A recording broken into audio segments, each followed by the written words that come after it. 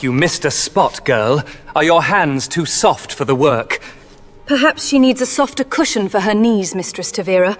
In the quiet valley of Mornbell, where the mist rolled over black-roofed cottages and the old castle bells rang before sunrise, there lived a maid no one considered important. Her name was Cerilda Vale. She was not born into comfort. She had no family crest, no inheritance, no powerful uncle to speak for her. All she owned were 2 faded dresses, a cracked comb, and a voice she had been warned never to use. Cerilda worked inside Raventhorn Manor, the cold stone home of Duke Auric Wesselin, a nobleman feared for his silence and respected for his power. The manor was large enough to swallow laughter and dark enough to make even candles look afraid. Every morning before the other servants opened their eyes, Cerilda was already awake. She scrubbed the marble floors, polished silver trays, carried hot water up narrow staircases, and washed linens until her fingers turned red. But no matter how hard she worked, she remained the easiest person to mock. Not because she was lazy, not because she was rude, but because of her voice. Cerilda's speaking voice was low, soft, and slightly rough, as though sorrow had once passed through her throat and left a mark behind. Whenever she answered a question, the other maids would exchange glances. "Speak up, Mouse," said Tavira, the head chambermaid, one bitter morning. Cerilda lowered her eyes. "Yes, Madam Tavira." The kitchen boys snickered. "There it is again," one of them whispered. "That broken little sound." Another servant, Nollis, held his throat and imitated her. "Yes, Madam Tavira," he croaked, making the others burst into laughter. Cerilda said nothing. She had learned that silence hurt less than answering back. But inside her silence lived music. Every night, when the manor slept and the corridors turned blue under moonlight, Cerilda would go to the old laundry yard behind the east wall. There, beside the dry well and the hanging sheets, she would sing. Not loudly, never loudly, just enough for the moon to hear. Her songs were not the cheerful tunes sung in village taverns. They were deep and haunting, filled with longing, like a prayer from someone who had lost everything, but still believed something beautiful could return. The first time old Mara Quill, the cook, heard Cerilda sing, she froze with a basket of onions in her arms. "Child," Mara whispered, "where did you learn that?" Cerilda turned pale. "Please don't tell anyone." Mara looked toward the manor windows, then back at the girl. "Why hide a gift like that?" Cerilda swallowed. "Because gifts are dangerous when poor people have them." Mara said nothing after that. She understood. In Raventhorn Manor, beauty belonged to the rich, talent belonged to those with titles, dreams belonged to people who could afford to chase them. A maid could scrub floors. A maid could bow. A maid could disappear. But a maid was not allowed to shine. One afternoon, the manor became restless with preparation. Duke Auric was returning, after many months away, and every servant moved as if one mistake could cost them their position. The grand hall was washed twice. The tapestries were beaten clean, fresh blackthorn flowers were placed in crystal vases, though no one knew why the Duke liked such thorny things. Cerilda was assigned to polish the music room. It was a room she had never been allowed to touch before. The chamber was filled with instruments covered in pale cloth. A silver harp stood near the window. A dark piano rested beneath a portrait of the late Duchess. Dust floated in the afternoon light like tiny spirits. Cerilda moved carefully, wiping each surface with reverence. When she uncovered the piano, she saw her reflection in its polished wood. For one brief moment, she imagined herself sitting there, not as a maid, not as a servant, but as someone invited to sing. Then the door opened. Tavira entered with 2 younger maids behind her. "What are you staring at?" Tavira asked. Cerilda stepped back quickly. "Nothing, madam." Tavira's eyes narrowed. "Do not dream above your station. It makes people foolish." One of the maids giggled. "Maybe she thinks the Duke will hear her croak and make her a duchess." The room erupted with laughter. Cerilda's cheeks burned. "I was only cleaning," she said. Nollis, who had followed them in carrying wood for the fireplace, grinned wickedly. "Then clean with your mouth shut." That voice could frighten birds from the roof. The laughter grew louder. Cyrilda gripped the cloth in her hand, so tightly her fingers trembled. Outside, thunder rolled across the valley. No one noticed the tall figure standing just beyond the half-open door. Duke Auric Wesselin had returned earlier than expected. He had heard the laughter. He had heard the insult. But he had not yet heard the song. That evening, during supper preparations, Cyrilda was sent to the cellar for a jar of preserved pears. The rain had grown heavy, and the wind pressed against the manor like something begging to enter. As she climbed back up the stone steps, she heard voices from the kitchen. "Sing for us, Cyrilda," Nolus called mockingly. "Let us hear the famous broken bell." The servants laughed again. Cyrilda tried to pass, but Tavira blocked her path. "Yes," Tavira said coldly. "Sing, since you love hiding in corners at night. Perhaps we should all enjoy the performance." Cyrilda's heart stopped. Mara looked up from the stove, her face tightening. "Leave the girl alone." But Tavira ignored her. "Sing," she ordered. Cyrilda shook her head. "Please, madam, I have work to do." Nolus snatched the jar from her hands. "Not until you entertain us." The kitchen went quiet, not with kindness, but with expectation. Cyrilda stood there, soaked from the damp cellar air, surrounded by faces waiting for her shame. And then, from the doorway, a calm male voice spoke. "Give her back the jar." Everyone turned. Duke Auric stood at the kitchen entrance, rain still clinging to the shoulders of his dark coat. His face was unreadable, his eyes sharp as winter. Nolus nearly dropped the jar. "Your Grace," Tavira stammered. "We were only mocking a servant under my roof," the Duke finished. No one spoke. His gaze moved slowly across the room until it rested on Cyrilda. She lowered her head at once, but the Duke did not look away. For reasons she could not understand, his expression changed slightly, as though he had seen not a maid, but a mystery. "Your name?" he asked.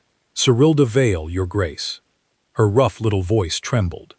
Behind her, someone gave a small, cruel cough, trying not to laugh.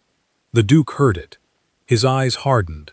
Then he said something that made every servant in the kitchen forget how to breathe. "Tomorrow evening, Cyrilda Vale will sing in the music room." Cyrilda looked up in horror. Tavira's mouth opened. Nolus went pale. The Duke turned to leave, then paused. "And every person who laughed tonight will be present to listen." As his footsteps faded down the corridor, Cyrilda stood frozen.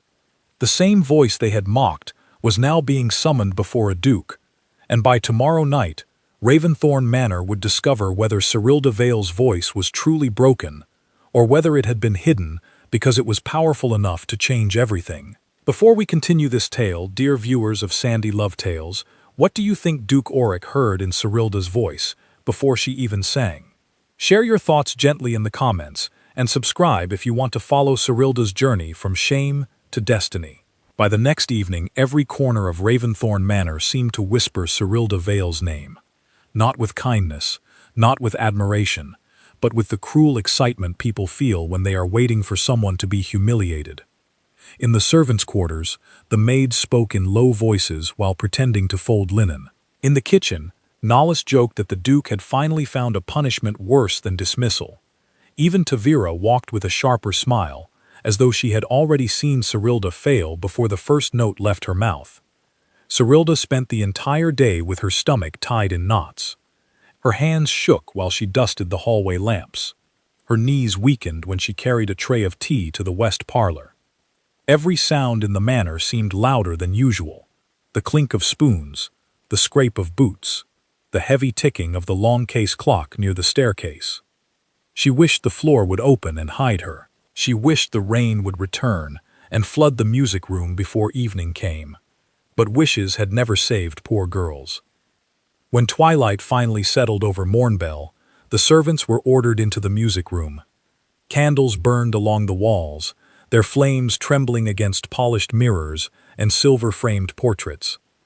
The black piano stood uncovered beneath the painting of the late Duchess, and beside it, the silver harp gleamed like a frozen tear. Cyrilda stood near the doorway in her plain gray dress, her hair pinned back with shaking fingers. Around her, the servants watched with hungry eyes. Tavira folded her arms. Nollis leaned close to another footman and whispered, "This will be painful." But then the room changed. Duke Auric entered. He wore a dark coat with no decoration except a small silver pin shaped like a thorn star. His presence was so cold and commanding that every whisper died instantly. He did not sit among the servants. He stood near the window, half in candlelight, half in shadow, watching Cerilda as if she were a locked chest, and he alone had noticed the key. "Begin," he said. The single word struck Cerilda harder than any insult. Her throat closed. She looked at the servants, their faces blurred. She looked at Mara Quill, who stood at the back with tears already shining in her tired eyes. Mara gave her the smallest nod. "Breathe, child," her face seemed to say. "Just breathe." Cerilda stepped toward the piano, though she did not touch it. She had no training with noble instruments. No tutor had shaped her voice. No court musician had taught her where to place her hands or how to stand before important people. Her only teacher had been loneliness. Her only stage had been the laundry yard. Her only audience had been the moon. For a moment, nothing came out. Tavira's lips curved. Nollis lowered his head to hide a laugh. Then Cerilda closed her eyes. She forgot the servants. She forgot the Duke. She forgot the cold walls and the candles and the cruel mouths waiting to laugh. She remembered instead the dry well behind the east wall, the smell of rain on stone, and the secret ache that lived inside her chest. Then she sang. The first note was soft, almost fragile, but it did not break. It rose slowly into the room, like dawn touching a grave. The second note followed, deeper and warmer, carrying something no one expected from a maid they had mocked all week. By the third line, the laughter had vanished from every face. Nollis's mouth hung open. Tavira's arms dropped to her sides. A younger maid began to cry without understanding why. Cerilda's voice was not the voice they heard when she spoke. It was not rough. It was not weak. It was vast, sorrowful, and beautiful, like a hidden river bursting through stone after years underground. She sang of a white bird lost in winter, of a child taken from a cradle, of a mother waiting by a tower window with a candle that never went out. Each word seemed to open a wound inside the walls of Raventhorn Manor. The melody moved through the room with such aching power that even the portraits looked alive in the candlelight. Duke Auric did not move, but his face changed. The coldness drained from his eyes, replaced by something far more dangerous than anger. Recognition. Cerilda sang on, unaware of what she had awakened. She sang the final verse almost in a whisper, and when the last note faded, silence swallowed the room. No one clapped. No one breathed loudly. No one dared. It was not the silence of boredom. It was the silence of people who had witnessed something they were not prepared to understand. At this point, dear viewers, Cerilda's life is no longer just about a mocked maid with a strange voice. Something deeper has awakened inside Raventhorn Manor. A song that was once laughed at has now opened a secret buried for 20 years. But the question is this: why are powerful men afraid of one poor girl's voice? What does Cerilda carry that makes nobles tremble, servants whisper, and enemies ride through the storm just to silence her? Stay with this story, because what happens next will reveal whether her voice is a blessing, a curse, or the key to a throne stolen before she could even speak. Then Mara covered her mouth and wept. A footman bowed his head. Even Tavira looked frightened, as though the girl she had mocked had suddenly become someone she should have feared. Cerilda opened her eyes slowly. She expected laughter. She expected another insult. Instead, she saw Duke Auric staring at her with a face as pale as candle wax. "Where," he asked quietly, "did you learn that song?" Cerilda's heart began to pound again. I do not know, Your Grace." His voice became lower. "Do not lie to me." She stepped back. "I am not lying. I have known it since I was little. I do not remember who taught me." The Duke turned toward the portrait above the piano, the late Duchess, dressed in blue silk, one hand resting over her heart. For the first time since Cyrilda had entered Raventhorn Manor, Duke Auric looked less like a powerful nobleman and more like a man standing before a ghost. "That song," he said, "was never written down. It was never performed in public. Only one woman in this house ever sang it." The servants exchanged fearful glances. Tavira's face had gone completely white. "Who, your grace?" Mara whispered before she could stop herself. Duke Auric did not answer her. He walked toward Cyrilda slowly, each step echoing like judgment. Cyrilda wanted to run, but her feet would not obey. When he stopped in front of her, his gaze dropped to the thin ribbon tied around her wrist, a faded strip of blue cloth she had worn since childhood, the only thing found with her when she was abandoned at the village hospice. The Duke reached for it, but stopped before touching her. His hand trembled. "Where did you get that ribbon?" he asked. Cyrilda looked down, confused and afraid. "It has always been mine." The Duke's breath caught. From behind him, an old steward named Belric staggered forward, his eyes fixed on the ribbon. "Your Grace," he whispered, "that is impossible." Duke Auric turned sharply. "Speak." Belric's face crumpled as though 20 years had returned to crush him. "The missing infant wore that color the night she vanished." The room erupted into gasps. Cyrilda felt the world tilt beneath her. Missing infant? Vanished? What were they saying? Duke Auric looked back at her, and this time his voice was no longer cold. It was broken. "Cyrilda Vale," he whispered, "who are you?" And before she could answer, the music room door slammed open.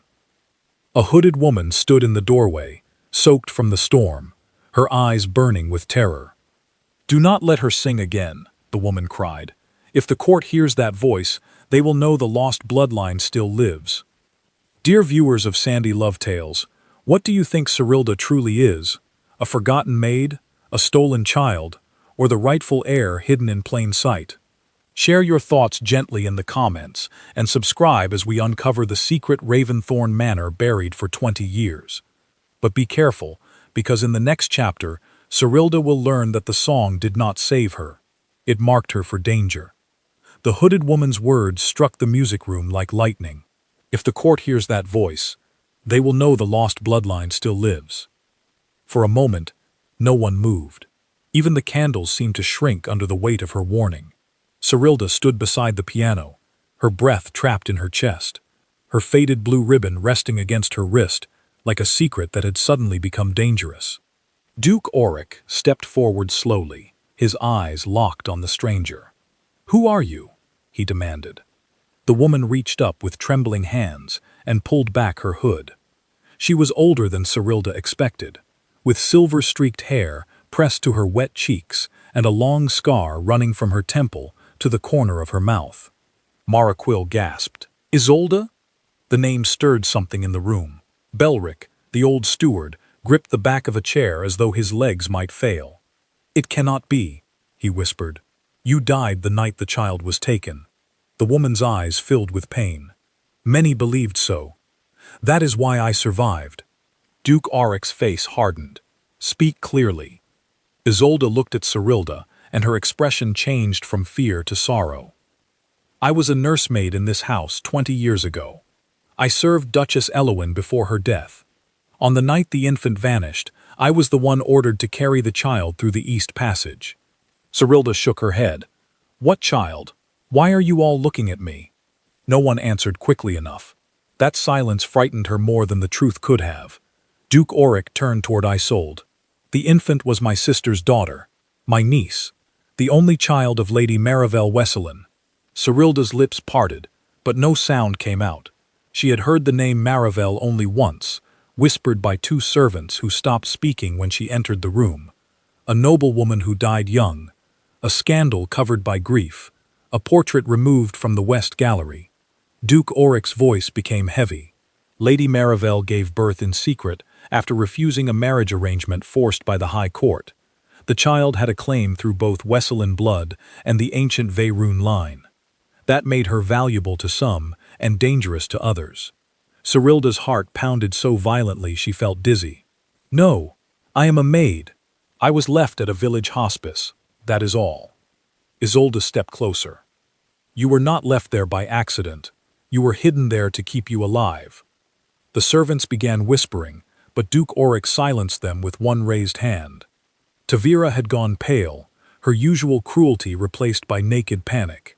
Nollis no longer looked amused. Cyrilda saw fear in faces that had mocked her only yesterday. The change made her feel even more alone. "Why should anyone believe this?" Tavira suddenly said, her voice sharp but shaking.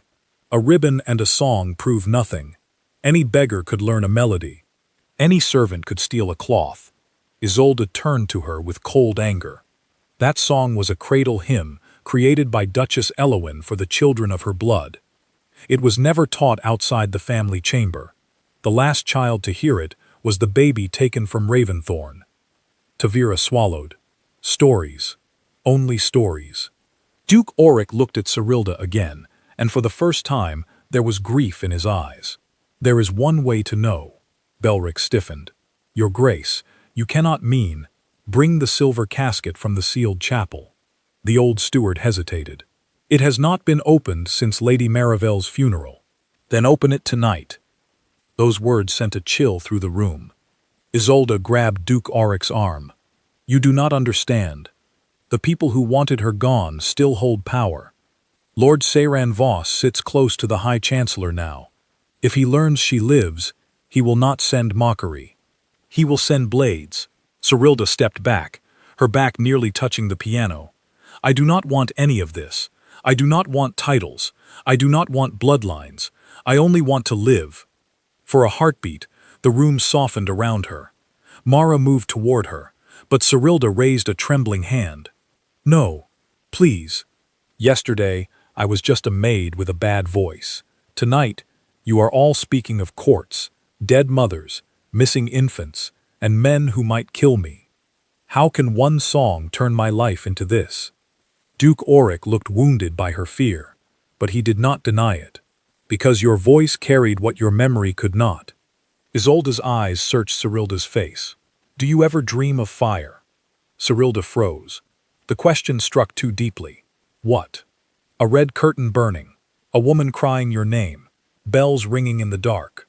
Cyrilda's eyes filled with tears before she could stop them. "I thought they were nightmares." Isolde covered her mouth, broken by recognition. "Then it is you." Cyrilda's knees weakened. Mara caught her before she fell. The music room blurred, and for the first time in her life, Cyrilda felt that her poverty, her loneliness, even her mocked voice had not been random suffering. They had been a cage built around a truth too powerful to bury. Minutes later, Belric returned carrying a small silver casket wrapped in black velvet. The entire room seemed to hold its breath as Duke Auric placed it on the piano and opened it with a key from his chain. Inside lay a baby bracelet, a lock of dark hair tied with blue silk, and a folded parchment marked with the Wesselan seal. Duke Auric unfolded the parchment and read silently. His hand began to tremble. "What does it say?" Cyrilda whispered. He looked up at her, and his voice broke. "It names the child." Isolde closed her eyes as though praying. Duke Auric continued. "The daughter of Lady Marivelle Wesselan shall be called Cyrilda Marin Veyroon, protected heir of the hidden line." The room erupted into gasps. Cyrilda staggered backward. Her name, not Vale, not the name given by the hospice. Her real name had been waiting in a sealed casket for 20 years. But before anyone could speak again, a crash sounded from the hallway. A servant screamed. The music room doors flew open, and one of the gate boys stumbled in, bleeding from the shoulder. "Your Grace," he cried, "riders at the south gate." "They carry Lord Seyran Voss's crest." Isolde's face went white. "He knows." Duke Auric turned sharply to Cyrilda. "You must leave this room now." Tavira suddenly moved toward the side door, but Mara blocked her. "Where are you going?" Tavira's eyes flashed with guilt. "To get help." Isolde pointed at her. "Search her." Nollis, trembling, stepped away from Tavira as if she had become poison. Mara seized Tavira's sleeve and pulled out a small black token hidden in the cuff. Belric stared in horror. "The Voss mark." Duke Auric's face darkened with fury. "You betrayed my house." Tavira lifted her chin, but tears gathered in her eyes. I did what I had to do. Poor girls do not become heirs. Servants do not rise. People like her ruin the order of the world. Cyrilda looked at the woman who had mocked her voice, and suddenly understood. Tavira had not only hated her weakness, she had feared her possibility. Another scream echoed from below. The riders had entered the manor.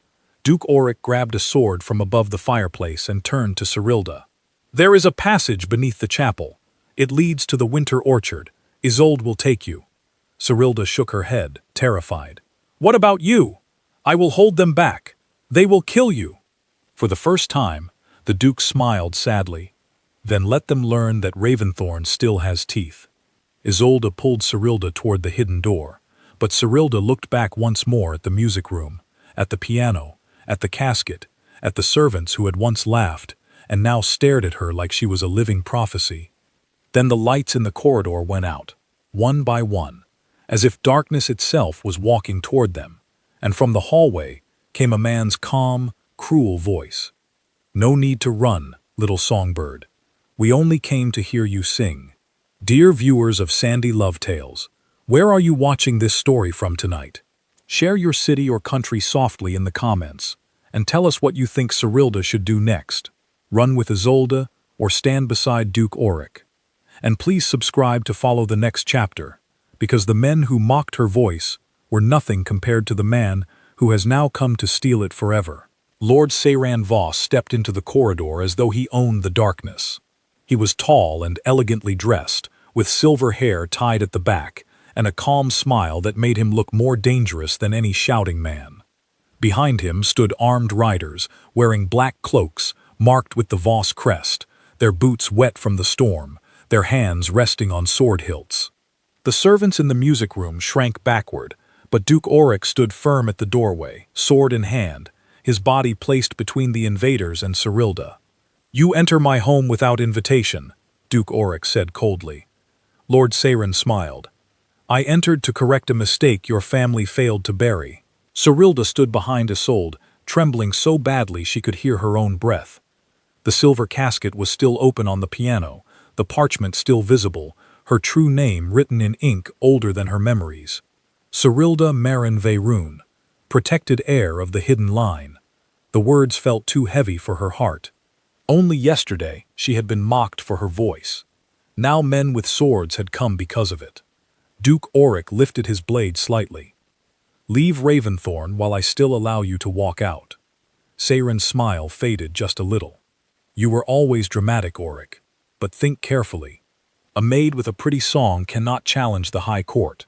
Give her to me, and I will tell them this was only a foolish misunderstanding." "Her name is not Maid," Auric said, "and you will not touch her." At those words, something stirred in Cyrilda's chest. No one had ever defended her like that before. Not as a servant, not as a burden, not as a poor girl to be pitied, but as someone worth protecting. Seyran's eyes moved past the Duke and settled on her. "Come forward, child." Cyrilda could not move. His voice was smooth, almost gentle, but beneath it, she felt a cold hook pulling at her fear. "You have been lied to," Seyran continued.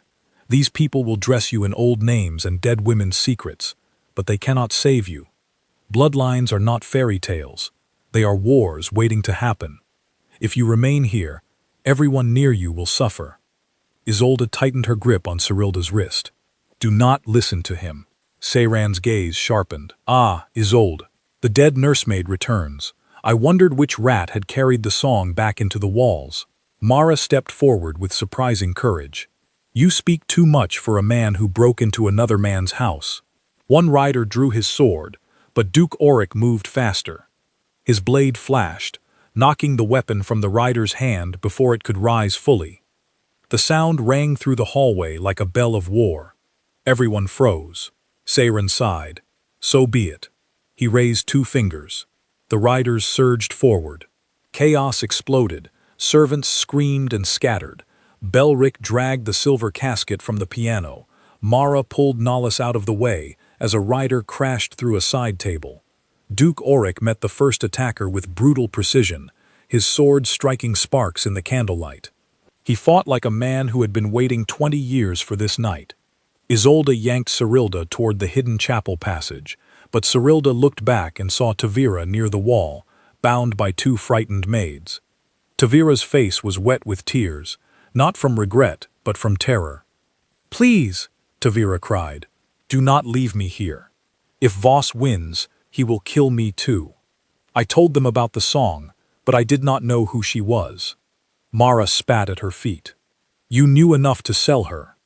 Cerilda should have hated Tavira. She should have remembered every insult, every laugh, every moment Tavira made her feel small. But when another rider charged toward the bound woman, Cerilda did something no one expected. She broke free from Isolde and pulled Tavira aside, just as the sword struck the wall where her head had been.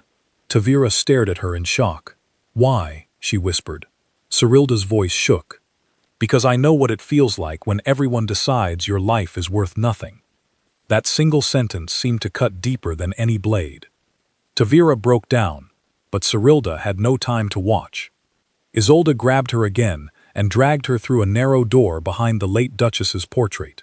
They entered a cold stone passage, lit only by Isolde's small lantern. Behind them, the battle roared through the manor. Cerilda heard Duke Auric shout. She heard Seyran laugh. Then came a crash, so violent that dust fell from the ceiling. "We must go faster," Isolde urged. "The winter orchard is beyond the chapel crypt. Once we reach the lower gate, there are loyal riders waiting." "What about Duke Auric?" Cerilda asked. "He chose his place." "No," Cerilda said, stopping. "I am tired of people choosing danger because of me." Isolde turned, desperate. "You are not a kitchen maid anymore. You are the last living proof of a bloodline they tried to erase. If Seyran takes you, he will force the court to declare you false, then silence you forever." Cerilda's eyes filled with fear. "Why does my singing matter so much?" Isolde's face softened.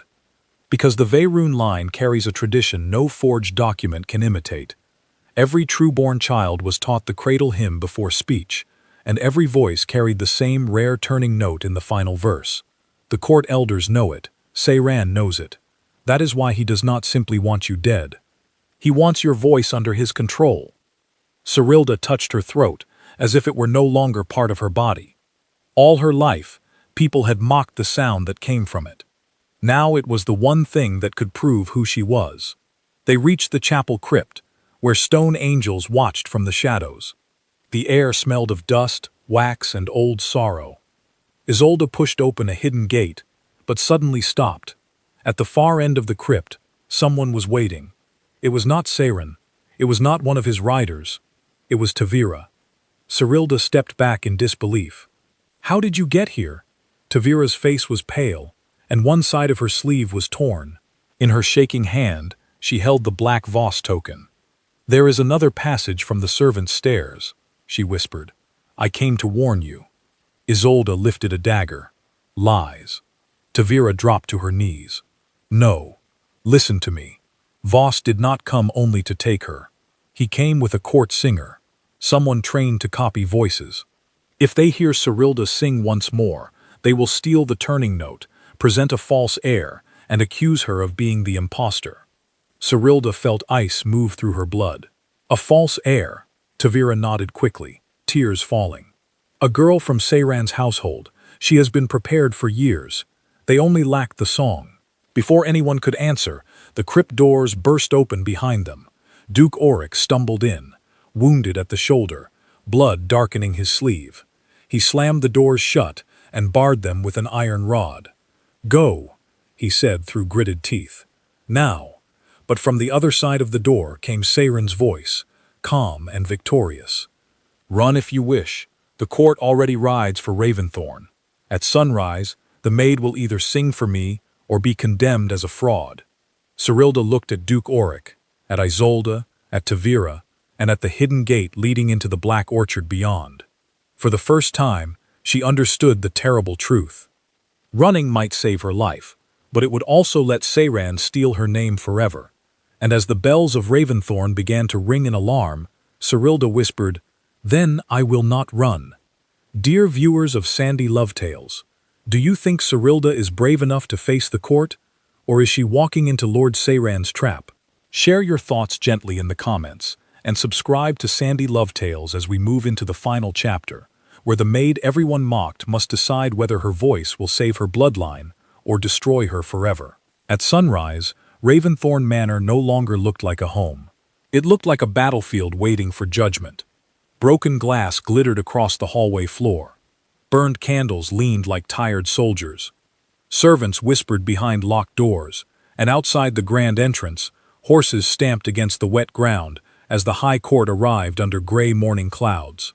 Cerilda stood in the old chapel wearing the same plain gray dress she had worn as a maid, but something inside her had changed. Fear was still there. Her hands still trembled. Her heart still beat like a frightened bird. But beneath the fear was a quiet strength she had never felt before. She had spent her life shrinking from laughter, hiding her voice in the laundry yard, believing that poor girls survived only by being invisible.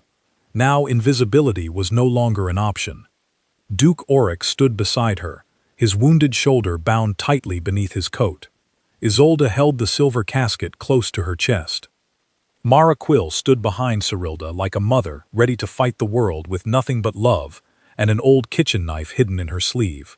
Even Tavira was there, pale and silent, no longer proud, no longer cruel, carrying the black Voss token that had once marked her betrayal. When the chapel doors opened, Lord Seyran Voss entered with the High Chancellor and 3 court elders dressed in deep violet robes. Beside Seyran walked a young woman in a white gown, her face powdered, her posture graceful, her eyes empty of warmth. "This," Seyran announced, "is the true lost child of Lady Marivelle Wesselin. Her name is Everis Vosslin, raised in secrecy for her own protection." Cerilda felt the room spin. The false heir looked nothing like a frightened impostor. She looked prepared, trained, perfect. Seyran turned to the elders. "Duke Oryx has been deceived by a servant girl, with a stolen ribbon and a copied song." Duke Oryx's voice cut through the chapel. "Then let both girls be heard." The High Chancellor looked from Cerilda to Everis. "The Veyroon cradle hymn carries the final turning note. It cannot be learned by imitation unless the true voice has been heard." Seyran smiled faintly. "Then let my ward sing first." Evaris stepped forward. Her voice was beautiful, clear, polished, and cold. Every note landed exactly where it should. The melody filled the chapel with practiced elegance, and for a moment, Cerilda felt her courage slipping away. How could a maid compete with someone trained for this very moment? When Evaris reached the final verse, she lifted her chin and delivered the turning note. It sounded correct, almost perfect. The elders murmured. Seyran's smile widened. "You see," he said, "the matter is settled." But Isolde stepped forward, her scarred face burning with truth. "No." She sang the note like a lesson. The true child sings it like a memory. Seyran's eyes darkened. "Silence that woman." "No," Cerilda said. Her voice was soft, but everyone heard it. She stepped into the center of the chapel, and for the first time, she did not lower her eyes. "All my life, people laughed when I spoke. They told me my voice was broken. They made me ashamed of the only thing my mother may have left inside me. But if this song is truly mine, then I will not hide it anymore." Mara began to cry quietly. Duke Oryx looked at Cerilda with pride and pain. The High Chancellor nodded. "Sing, child." Cerilda closed her eyes. She did not think of courts, bloodlines, titles, or danger. She thought of the laundry yard. She thought of cold hands in wash water. She thought of nights when the moon was her only witness. Then she thought of a woman she could not remember, holding a candle beside a burning curtain, singing to a baby she was trying to save. Cerilda opened her mouth and sang. The first note rose gently, trembling but alive. The second note carried sorrow. The third carried love. By the fourth, the chapel had gone completely still. Her song was not polished like Everis's.